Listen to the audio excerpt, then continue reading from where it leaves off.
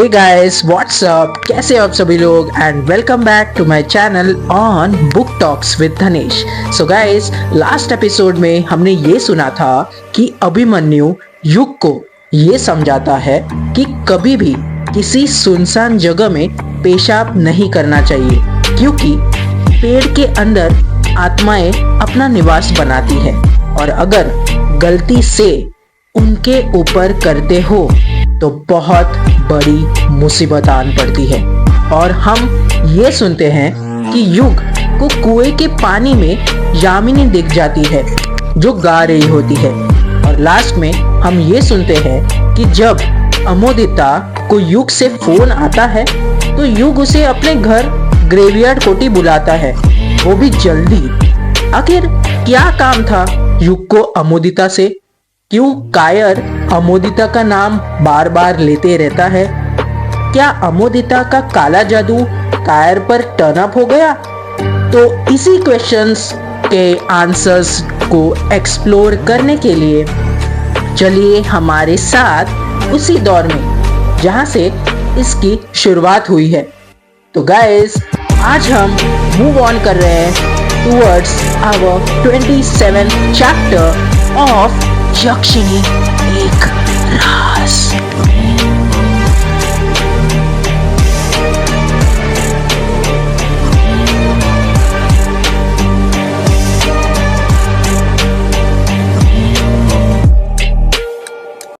Chapter 27 हवेली का राज। कायर अमोदिता का नाम बड़बड़ाते हुए कहता है, अमोदिता, मेरी अमोदिता, मेरी प्यारी अमोदिता। अभिमन्यु कायर के मुंह से फिर से अमोदिता का नाम सुनकर कुछ सोचते हुए कहता है, यार, ये कायर को किसी ने अमोदिता के नाम की मोहिनी तो नहीं दे दी? अभिमन्यु की बात सुनकर अमोदिता घबराने लग जाती है। वो सोचने लग जाती है कि कई अभिमन्यु युग के सामने उसकी पोल ना खोल दे, क्योंकि अभिमन्यु को सब पता था कि गांव में क्या क्या होता था। युग हैरानी के साथ कहता है, ये मोहिनी क्या होता है यार?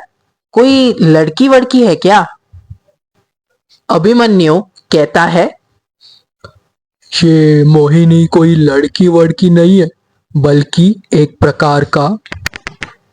अभिमन्यु अपनी बात पूरी करता उससे पहले ही कछुआ फटाक से बीच में बोल पड़ता है, यार युग, तुझे मोहिनी नहीं पता?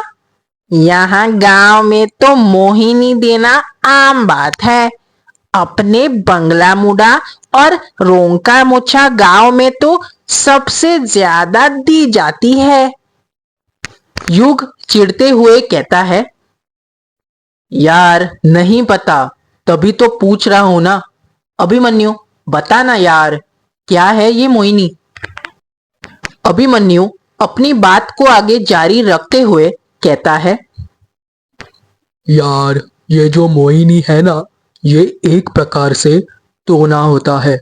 जब किसी को अपने वश में करना हो तब ये किया जाता है। ये अलग अलग प्रकार से होता है, जिसमें किसी के बाल के साथ, नाखून के साथ या खाने में कुछ मिलाकर दिया जाता है। पर इसका मैं मकसद सिर्फ एक होता है, और वो है वश में करना। इसे मोहिनी देना कहा जाता है। अभिमन्यु बोल ही रहा था कि तभी कायर फिर बड़बड़ाने लग जाता है, अमोदिता, अमोदिता, मेरी जान अमोदिता। अभिमन्यु अपने हाथों से उसका मुंह बंद करते हुए कहता है, वो तुझे तो पता ही होगा, एक बार असुरों का नाश करने के लिए भगवान विष्णु ने मोहिनी रूप धारण कर लिया था और सब राक्षस को अपने वश में कर लिया था।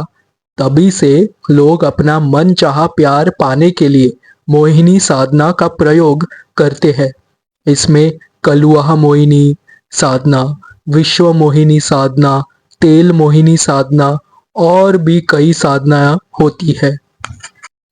कछुआ अमोदिता को घूरते हुए कहता है, पर यार एक बात समझ नहीं आई, ये कायर अमोदिता का नाम क्यों बड़बड़ा रहा है? कायर को अमोदिता के नाम की मोहिनी किसने दी होगी और क्यों? अपना नाम सुनकर अमोदिता बहुत घबरा गई थी। उसके हाथ पैर कपकपाने लग गए थे। वो उन्हें अपनी बातों में उलझते हुए कहती है, ये तुम लोग कैसी बातें कर रहे हो? भला आज के जमाने में थोड़ी ये सब होता है।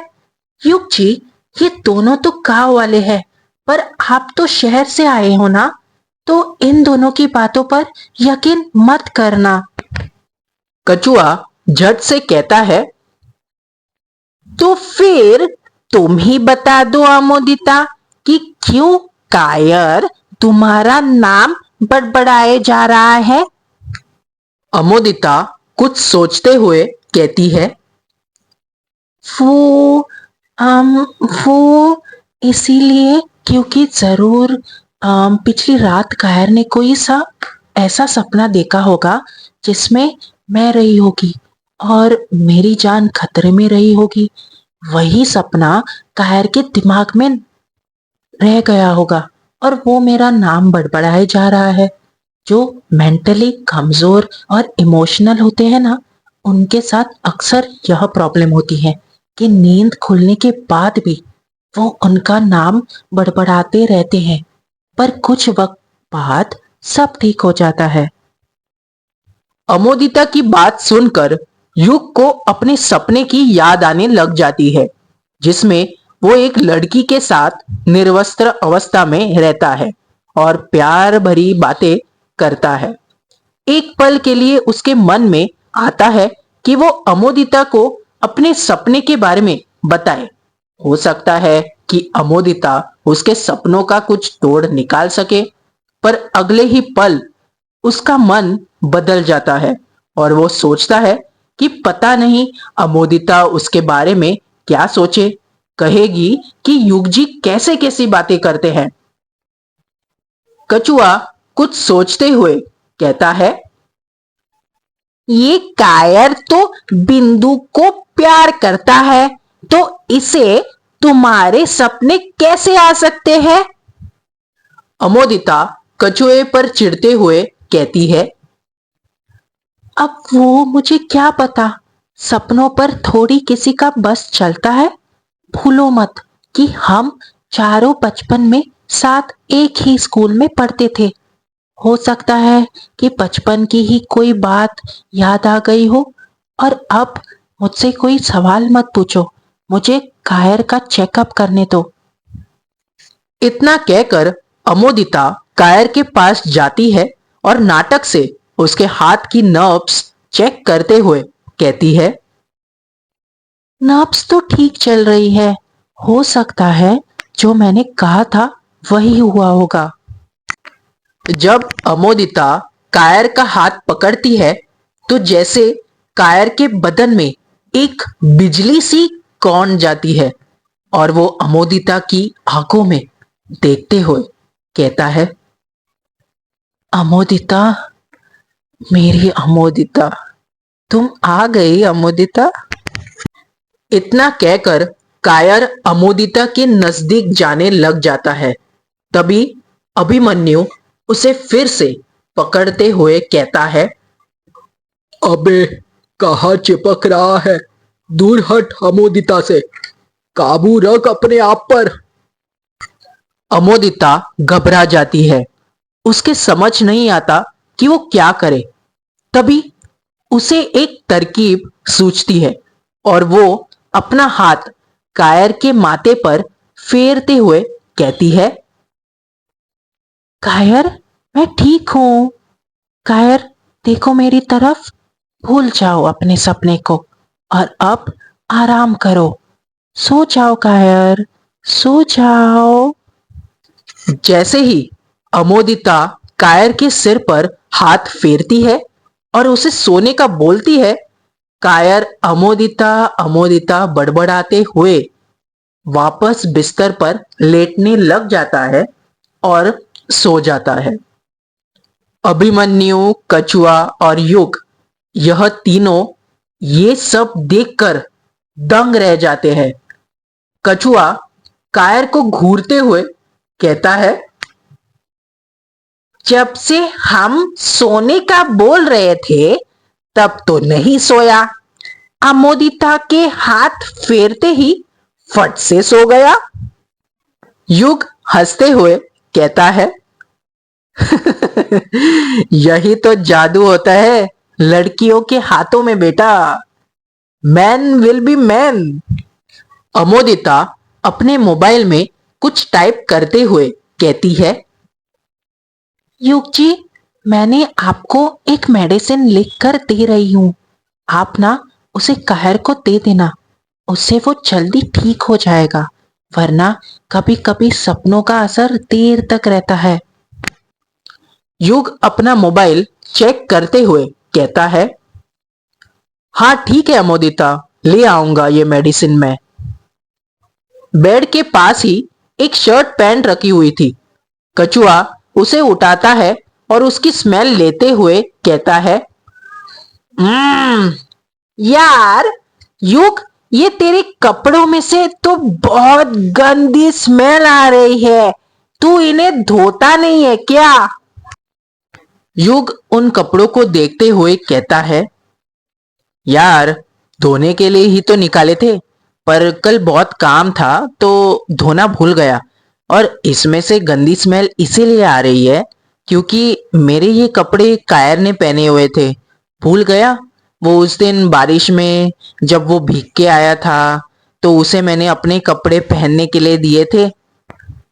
कछुआ कहता है, हाँ याद आया, उसी दिन तो पहला कार्यक्रम जमा था।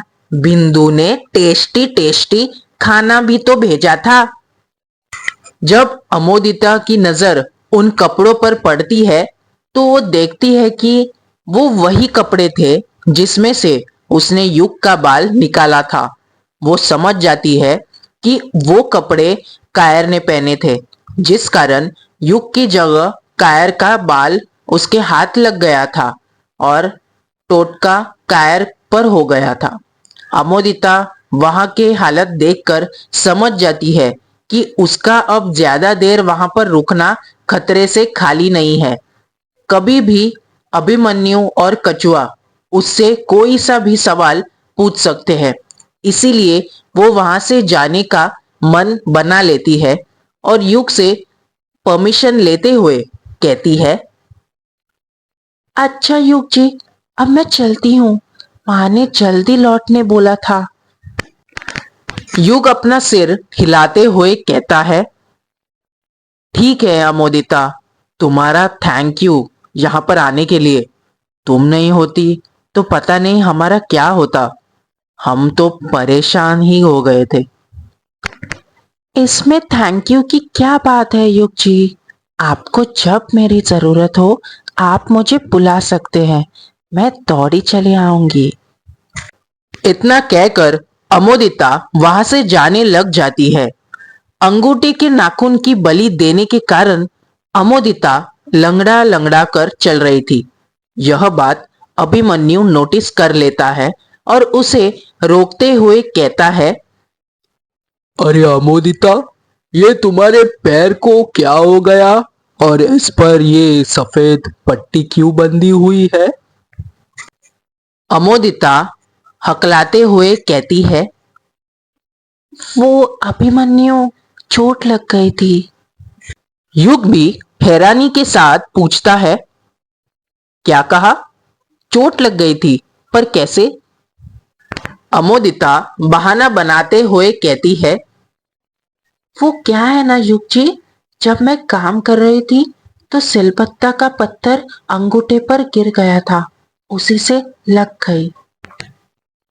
कछुआ अंगूठे को देखते हुए कहता है, सिर्फ अंगूठे पर ही चोट लगी, उससे और कहीं नहीं लगी? अमोदिता भिन्नाते हुए कहती है, तो तुम क्या चाहते हो कछुए, कि हमारा पूरा पैर ही टूट जाए? तुम्हारी ना बचपन की आदत अभी तक गई नहीं है। बचपन में भी हाथ धोकर हमारे पीछे पड़े रहते थे, और अभी भी हर बात में तुम्हारी टांग अड़ानी है। कछुआ कुछ नहीं कहता, बस शर्म से हंसते हुए अपना सिर नीचे झुका लेता है। अमोदिता वहां से चले जाती है।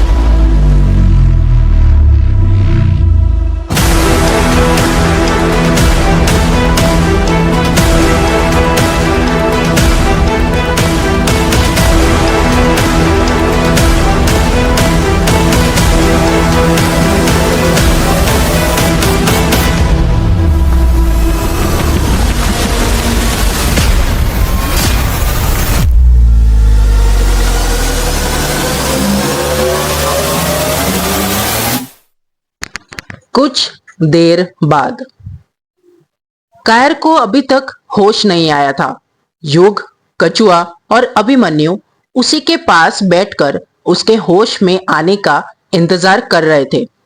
युग अपने मोबाइल पर अमोदिता का मैसेज देखते हुए कहता है, यार, यहाँ आसपास मेडिकल स्टोर कहाँ पर है?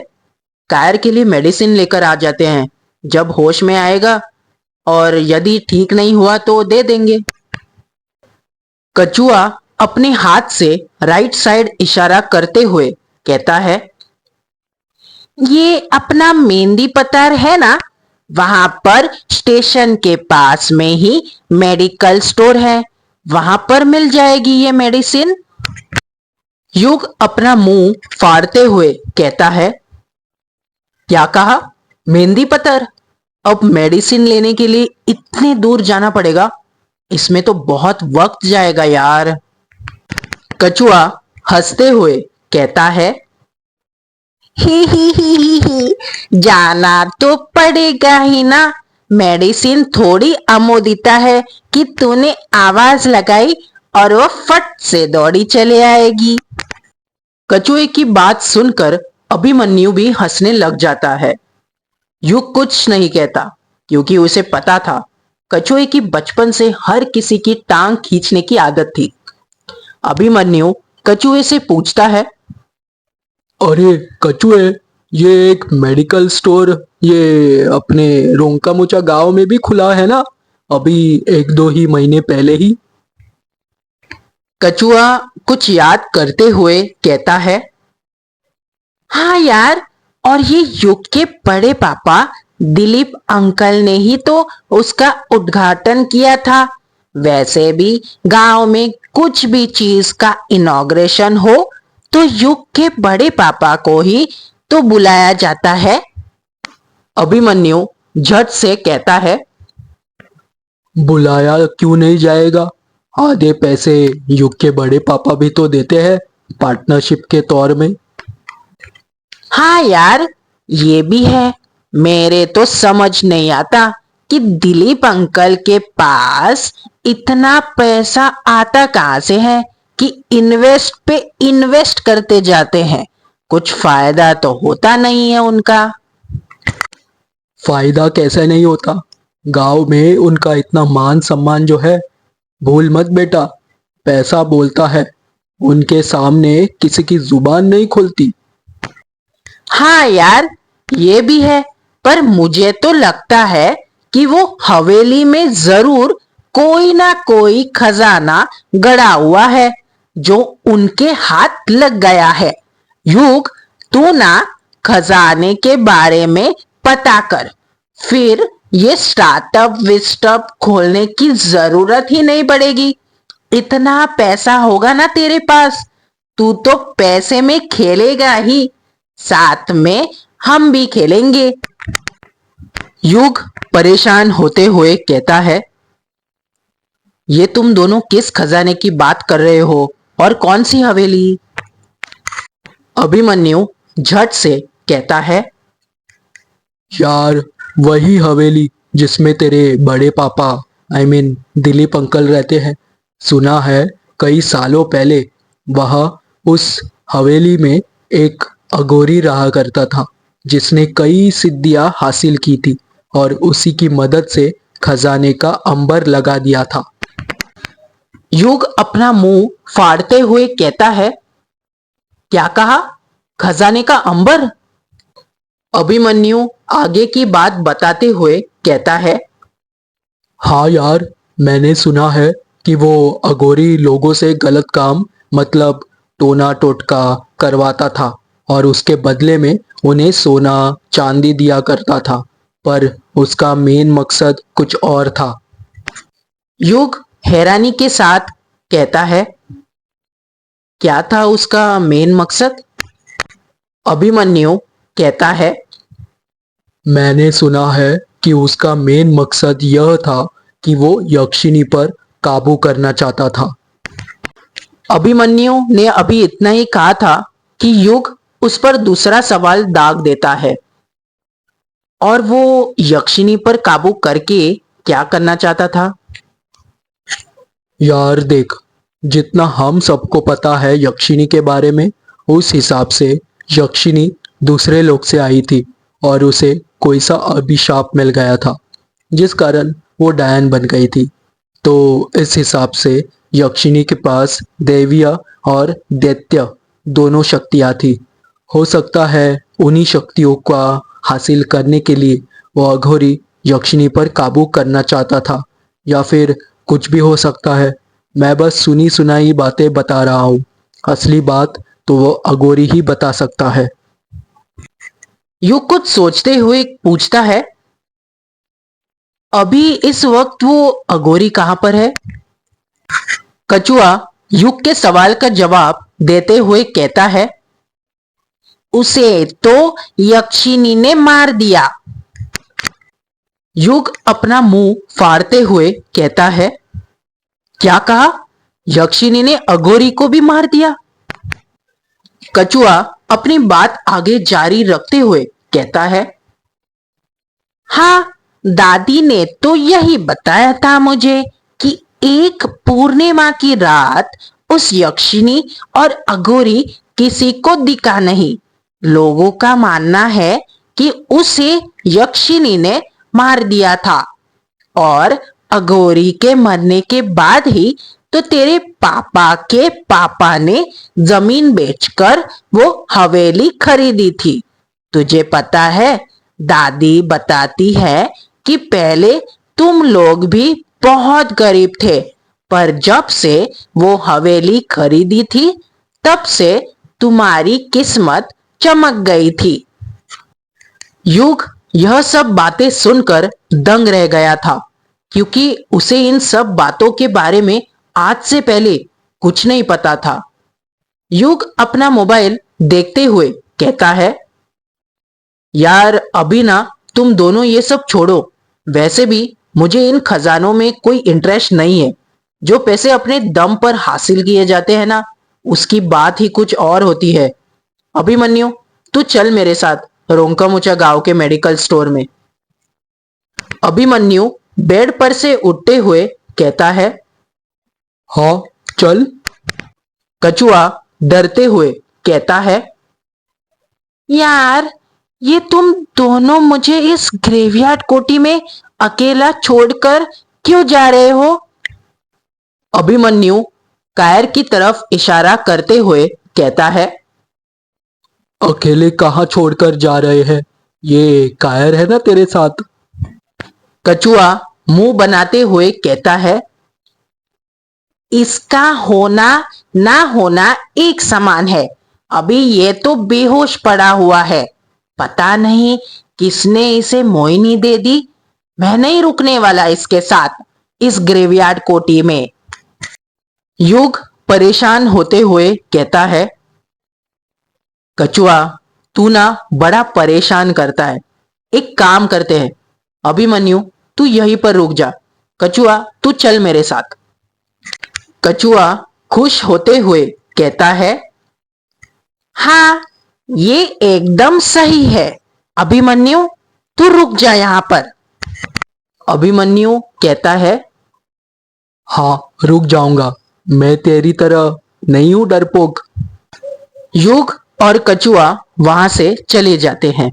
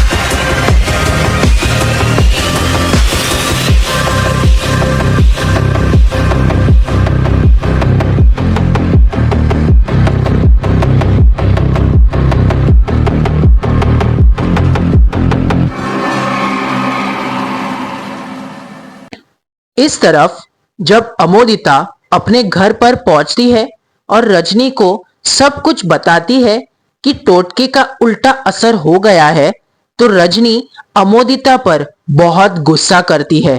वो आग बबूला हो जाती है। रजनी अमोदिता पर गुस्सा करते हुए कहती है, तुझसे एक काम ढंग से नहीं होता। तुझे युग का बाल लाने के लिए बोला था और तू उस कायर का बाल लेकर आई। अमोदिता रोते हुए कहती है, माँ, अब मुझे थोड़ी पता था कि युग जी के कपड़े उस कायर ने पहने हुए थे। तुझे कुछ पता ही कहाँ रहता है। पता होता तो यहाँ पर होती क्या। युग के कपड़ों में से बाल लाने की जगह उसके सिर का ही बाल तोड़कर लाती। माँ, इतना आसान थोड़ी है किसी का बाल तोड़ना। कितना कठिन होता है। तू तो ऐसी बोल रही है जैसे आज तक मैंने किसी का बाल ही नहीं तोड़ा है। तू कहे तो मैं आज लाकर दे दूं तुझे युग का बाल। अमोदिता खुश होते हुए कहती है, हाँ माँ, आप पहले ही ये कर लेती तो ऐसा कुछ नहीं होता। आप ही ले आइए ना युग जी का बाल। रजनी अमोदिता पर भिन्नाते हुए कहती है, हाँ, और युग से शादी भी मैं ही कर लेती हूँ और उसके साथ शहर भी मैं ही चली जाती हूँ और तू यहीं पर भोजन बनाकर बैठी रहे। अपनी माँ का गुस्सा देखकर अमोदिता एकदम चुप हो जाती है। रजनी अभी भी गुस्से से फूले जा रही थी। अमोदिता बड़ी हिम्मत करके रोता हुआ मुंह बनाकर कहती है, माँ, प्लीज कुछ कीजिए ना। वो कायर तो मेरा ही नाम बड़बड़ाए जा रहा था। बड़ी मुश्किल से बहाना बनाकर युग जी को समझाया है, और यदि कल तक कायर नॉर्मल नहीं हुआ तो गड़बड़ हो जाएगी। कायर को देखकर ऐसा लग रहा था जैसे वो मुझे खा ही जाएगा। और माँ, मैं उससे शादी नहीं करना चाहती। प्लीज माँ, कुछ कीजिए। इतना कहकर अमोदिता रोने लग जाती है। अमोदिता के आंसू देखकर रजनी को उस पर दया आ जाती है। रजनी भले ही कैसी भी हो, थी तो वो एक माँ ही ना। माँ की ममता जाग ही जाती है। रजनी अमोदिता को समझाते हुए कहती है, अच्छा, चल ठीक है, अब ये मगरमच्छ के आंसू बंद कर। अब एक ही रास्ता बचा है, और वो है हमें टोटका तोड़ना पड़ेगा, तभी तेरा जादू कायर पर से उतरेगा। अमोदिता झट से पूछती है, और वो कैसे तोड़ते हैं माँ? सदियों से है पुरानी ये है यक्षिणी की कहानी। यक्षिणी एक आग है, यक्षिणी तेरा ख्वाब है।